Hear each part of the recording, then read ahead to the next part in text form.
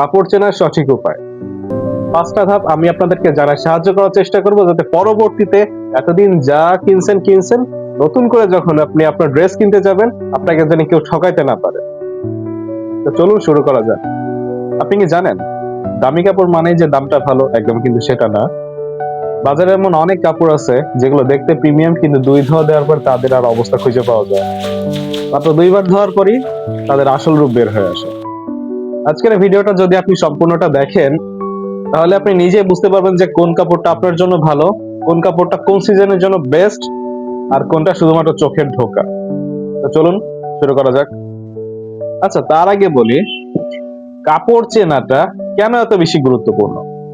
আপনি একটা জিনিস খেয়াল করবেন, বেশিরভাগ মানুষ কিন্তু কাপড় কেনে জাস্ট উপরের ডিজাইনটা দেখে, কালার দেখে, এই তো, তাই না? বা কম দামের ভিতর পাওয়া গেল তাই কিনে নেয়। কিন্তু কাপড়ের আসল মান লুকায় থাকে তার ফাইবার, তার বুনন, তার ফিনিশিং এর মধ্যে। একই কাপড়, একই রং, একই ডিজাইন, একটার আয়ু 3 মাস আর একটার আয়ু 3 বছর। কেন? অবশ্যই পার্থক্য আছে। আজ আমি সেই পার্থক্যটাই আপনাদেরকে শেখাবো। প্রথমে কাপড়টা ছুঁয়ে দেখুন। ছুঁয়ে দেখার পর হালকা একটু টান দিন। যদি দেখেন যে টান দেওয়ার পর আবার সেই কাপড়টি আগের জায়গায় ফিরে আসতেছে, তাহলে কাপড়টা ঠিক আছে।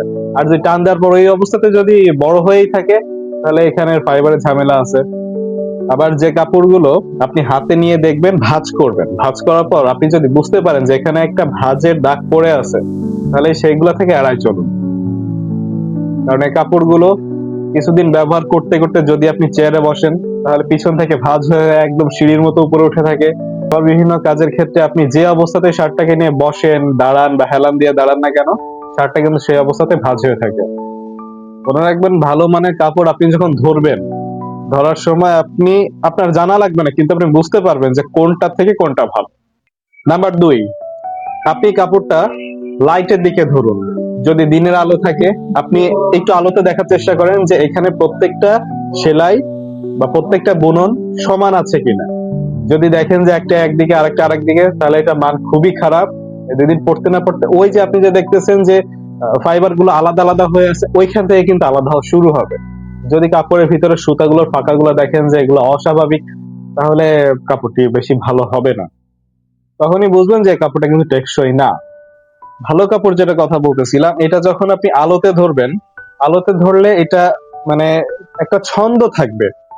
কাপড়টা বুননের ক্ষেত্রে প্রত্যেকটা লাইন সোজা, যেগুলো আছে হরাইজন্টাল আছে সেগুলো হরাইজন্টাল, যেগুলো ভার্টিক্যাল ভাবে আছে, মানে যেগুলো আড়াআড়ি ভাবে আছে, যেগুলো লম্বালম্বি ভাবে আছে, সেলাইগুলা প্রত্যেকটা কিন্তু একটা আরেকটার সাথে কানেক্টেড থাকবে। দেখতে সুন্দর লাগবে, কারণ প্রত্যেকটা একই মাপের, প্রত্যেকটা একই মাপের, একই ভাবে করা।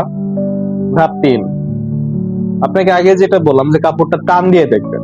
আচ্ছা, এর মানে কি হইতে পারে যে অনেকে আছে ট্রায়াল দিয়ে দেখে, যে আপনি একটা টি শার্ট কিনতে যাচ্ছেন, আপনি টি শার্টটা পরলেন, এবার চিন্তা করেন তো টি শার্টটা যখন আপনি গলার মাথা দিয়ে ঢুকালেন, মাথা দিয়ে ঢুকানোর পর সাথে সাথে কি এখানে সাথে সাথে গলার যে কলারটা আছে, সেটা কি ওইভাবেই আছে, নাকি হা করে আছে, যে ফাঁকা হয়ে গেছে, বড় হয়ে গেছে?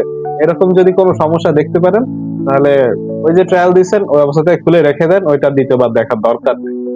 কারণ ওইটা ওই কয়েকবার পড়তে পড়তে এরকম ঝিলাই হয়ে যাবে, আপনার গলার সাথে অ্যাডজাস্ট হবে না। আর যখন এটা একটু প্রেসার পড়বে, তখন কিন্তু এটা শেপটা নষ্ট হয়ে যাবে। শেপটা নষ্ট হয়ে যাওয়াতে আপনি নিজেই বুঝতে পারবেন যে এটা মান কতটা খারাপ। ধাপ 4, কাপড়ের ভালো রং ও ডাই চেনার সঠিক উপায়টা কি জানেন? আপনি যখন একটা কাপড় কিনবেন বা কিনতে গেছেন, তখন কাপড়টা যখন দেখবেন, দেখার পরে আপনি হাত দিয়ে বা একটু নখ দিয়ে ঘষে দেখতে পারেন যে মেইনলি এখানে কালারটা কি কতটা টেকসই। সেটা আপনি সহজে বুঝতে পারবেন কিভাবে, যে রংটা কি, মানে আপনি যখন ঘষা দিচ্ছেন তখন কি বুঝতেছেন যে রংটা আসলে উঠতেছে নাকি থাকতেছে, নাকি মানে ফেড হয়ে যাচ্ছে, অথবা কালারটা কি খুব বেশি গাঢ় যে আপনার মনে হচ্ছে যে এটা কয়েকটা ধোয়া দেওয়ার পর উঠে যাবে। এই কিছু কিছু জিনিস দেখলে আপনার রংটা অরিজিনাল কিনা সেটা আপনি বুঝতে সুবিধা হবে। কিছু কিছু রং আছে যেগুলো সরাসরি চোখে চোখে লাগে, সেই রংগুলো এড়াই চলবেন। কারণ যে রঙে আপনার নিজের কাছে ভালো লাগে না, সেটা অন্যের কাছে আরো বেশি ভালো লাগবে। ধাপ 5, এবার সেলাই ও ফিনিশিং দেখে কিনতে হবে। এটার কারণ কি জানেন? আপনি একটা শার্ট নিলেন, শার্টটা খুব ভালো ফেব্রিক, খুব ভালো সুতা দিয়ে সেলাই করা আছে, কিন্তু সম্পূর্ণ শার্টটা সুন্দর মতো সেলাই করা আছে, বাট এক জায়গা থেকে একটু সুতা উঠা। আপনি চিন্তা করলেন কি যে এই যে যে একটু সুতা ওঠা এতে আর কি হবে, কিন্তু ভুলটা মানুষ এখানেই করে। এই যে সুতা ওঠা এটা যখন হাঁটতে চলতে উঠতে বসতে ঘষা খাবে, ওইখান থেকে কিন্তু সেলাই ছোটা শুরু হবে। আর তখন দেখবেন কি আপনি আছেন আপনার শার্ট না, তো আপনার শার্ট আছে আপনার শার্টে সেলাই নেই। তো শুধু দেখলেই হবে না, সেলাইয়ের ফিনিশিংটা, এই জিনিসটা একটু এই জিনিসটা ভালো করে খেয়াল করে কিনতে হবে। এটাও মনে রাখবেন, ফ্যাশন শুধুমাত্র ভালো অনেক বেশি দাম দিয়ে আপনি কোনো ড্রেস কিনলেন সেটা না। ফ্যাশন হচ্ছে এইটাই, আপনি সময় অনুযায়ী আপনি পরিবেশ বুঝে সঠিক কাপড়টা নিজের শরীরে দিতে পারতেছেন কিনা এইটার পরিচয়। যখন আপনি কাপড় চিনতে শিখে যাবেন, তখন আপনি কাপড় পরতেও কমফোর্ট ফিল করবেন, কারণ আপনি জানেন যে আপনার কোন আউটফিটটা আপনার জন্য বেস্ট। আর তখন অন্য কেউ যেইটাই বলবে সেইটাই আপনার বিশ্বাস করতে হবে এমনটা কিন্তু আর হবে না, কারণ আপনি তো কাপড় চেনেনই। আপনি জানেন যে আপনার কখন কোন ড্রেসটা সব থেকে বেশি ভালো মানায়। আশা করি এই ভিডিওটি আপনি কাজে আসবে। কেন কাজে আসবে? আপনি যত বড় বুদ্ধিমত্তা হন না কেন, আপনি যখন বাইরে চলাফেরা করেন, আপনার বুদ্ধি দিয়ে কিন্তু মানুষজন দেখে না যে আসলে আপনার ব্রেনে এত বুদ্ধি আছে নাকি বুদ্ধি নাই।